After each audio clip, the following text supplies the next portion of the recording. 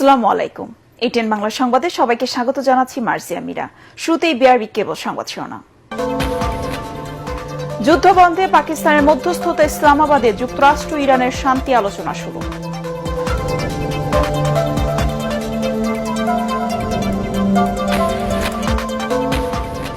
স্বস্তি ফেরেনি দেশের জ্বালানির বাজারে, চাপ সামলাতে রাজধানীতে অ্যাপের মাধ্যমে তেল বিক্রি।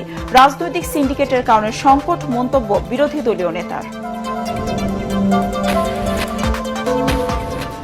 দেশে গণতান্ত্রিক চর্চা ও জবাবদিহিতার পরিবেশ অব্যাহত রাখবে বিএনপি। রুহুল কবির রিজভী। কাল শেষ হচ্ছে সংরক্ষিত নারী আসনের দলীয় মনোনয়নপত্র বিক্রি।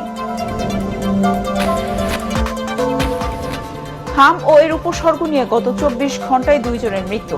কাল থেকে সিটি কর্পোরেশন এলাকায় বিশেষ টিকার ক্যাম্পেইন জানালেন স্বাস্থ্য সচিব।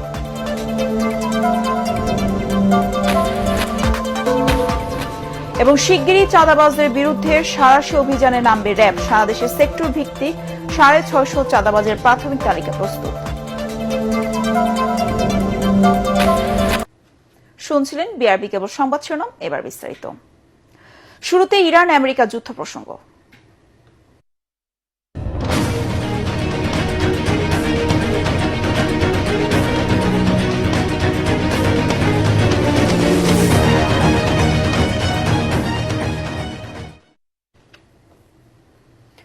ছয় সপ্তাহ ধরে চলা যুক্তরাষ্ট্র ইরান সংঘাতের অবসান, হরমুজ প্রণালী খুলে দেওয়া সহ মধ্যপ্রাচ্য সংকট নিরসনে পাকিস্তানের ইসলামাবাদে মার্কিন ও ইরানি কূটনীতিকরা।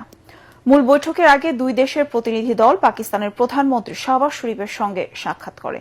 বিকেলে আলোচনা শুরুর কথা থাকলেও বৈঠকে বসার আগে নতুন 2 শর্ত দেয় তেহরান। বলা হয়, লেবাননে হামলা বন্ধ আর বিভিন্ন দেশে জব্দ থাকা ইরানি সম্পদ ফিরিয়ে না দিলে কোনো আলোচনা হবে না। বিভিন্ন সংবাদ মাধ্যম বলছে, নতুন শর্তে মার্কিন প্রেসিডেন্ট রাজি, তবে বিষয়টি মিথ্যে হিসেবে দাবি করছে হোয়াইট হাউস। এদিকে আলোচনা ভণ্ডুল হলে ইরানে আবারও অভিযানের হুমকি দিয়েছে প্রেসিডেন্ট ট্রাম্প। অন্যদিকে লেবাননে টানা হামলা চালিয়ে যাচ্ছে ইসরায়েল। আশিকুর রহমানের রিপোর্টে বিস্তারিত।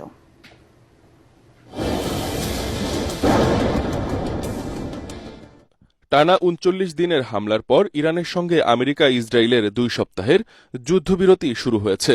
এরই মধ্যে সচল হতে শুরু করেছে ইরানের সকল কার্যক্রম। শনিবার থেকে ব্যাংক ও বিভিন্ন অর্থনৈতিক প্রতিষ্ঠানের কার্যক্রম স্বাভাবিক হতে শুরু করেছে। যুদ্ধবিরতি নিয়ে টেকসই আলোচনায় বসতে পাকিস্তান পৌঁছেছে যুক্তরাষ্ট্রের প্রতিনিধি দল। এর নেতৃত্বে রয়েছেন যুক্তরাষ্ট্রের ভাইস প্রেসিডেন্ট জেডি ভ্যান্স। এর আগে শুক্রবার ইসলামাবাদে পৌঁছান ইরানের প্রতিনিধি দল। যুদ্ধবিরতির এমন পরিস্থিতির মধ্যেও লেবাননের দক্ষিণাঞ্চলে হামলা চালিয়ে যাচ্ছে ইসরায়েল। লেবাননের জাতীয় সংবাদ সংস্থা এনএনএ জানিয়েছে, লেবাননের দক্ষিণাঞ্চলের দেইর কানুন রাশ আল আইন শহরে ইসরায়েলি বিমান হামলায় বেশ কয়েকটি অ্যাম্বুলেন্স ও ফায়ার ট্রাক ক্ষতিগ্রস্ত হয়েছে। তবে লেবাননে যুদ্ধবিরতি না হলে আলোচনা শুরু করা যাবে না বলে সাফ জানিয়ে দিয়েছেন ইরানের পার্লামেন্টের স্পিকার মোহাম্মদ বাঘের গালিবাফ। সামাজিক যোগাযোগ মাধ্যম এক্সে তিনি জানান, আলোচনা শুরু হওয়ার আগে লেবানন